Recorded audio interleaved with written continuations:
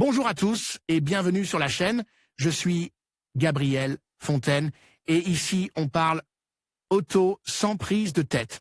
Conseils pratiques, explications techniques, accessibles et réponses claires à vos questions de tous les jours. Que vous soyez débutant ou passionné, vous allez trouver ici de quoi mieux comprendre et entretenir votre voiture. Pensez à vous abonner, à laisser un petit like et restez avec moi jusqu'à la fin de la vidéo. Chaque détail peut faire la différence. L'école va bientôt reprendre pour les plus jeunes membres de la famille et cela signifie plus de trajets sur la route. Chez Carwo Co. UK, nous souhaitons que cette nouvelle année scolaire se passe le mieux possible et quelle meilleure façon de commencer que de conduire en toute sécurité sur le chemin de l'école. Pouvez-vous partager avec nous quelques conseils pour la rentrée des classes? Choisissez le bon SIR et installez-le correctement. Les enfants d'une taille inférieure ou égale à 1,35 m doivent, selon la loi, voyager en voiture avec un système de retenue pour enfants. Notre sélection des meilleurs sièges auto pour enfants est un bon guide.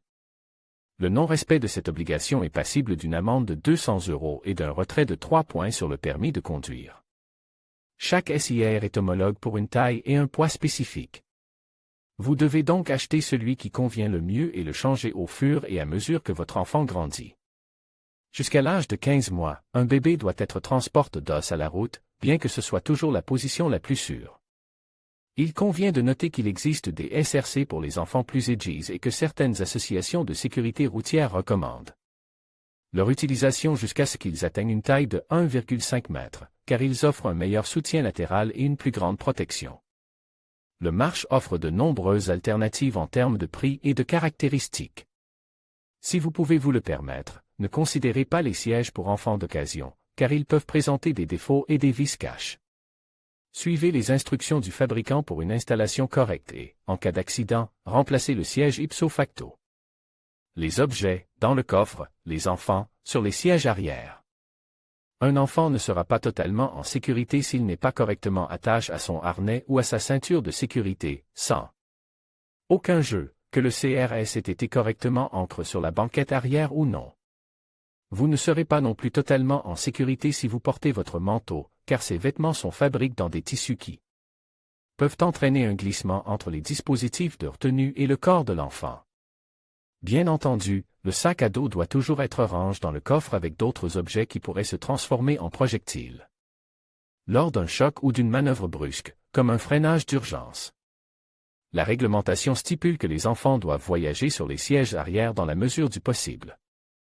Les exceptions ne sont autorisées que dans le cas d'une voiture à 2 places, si les sièges arrière sont déjà occupés par des personnes ayant des caractéristiques identiques ou s'il n'est pas possible d'installer un CRS sur tous les sièges de la deuxième rangée. Dans la plupart des cas, le siège arrière central ne dispose pas d'ancrage, bien qu'il s'agisse de l'endroit le plus recommandé.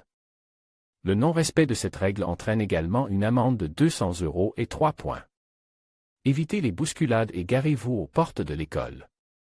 Le stress au volant, surtout le matin, est aussi détestable qu'imprudent. Réveillez vos enfants tôt, consultez votre montre et quittez la maison suffisamment à l'avance pour ne pas mettre en danger votre sécurité, celle de vos enfants et des autres usagers de la route par des actions qui pourraient mal se terminer.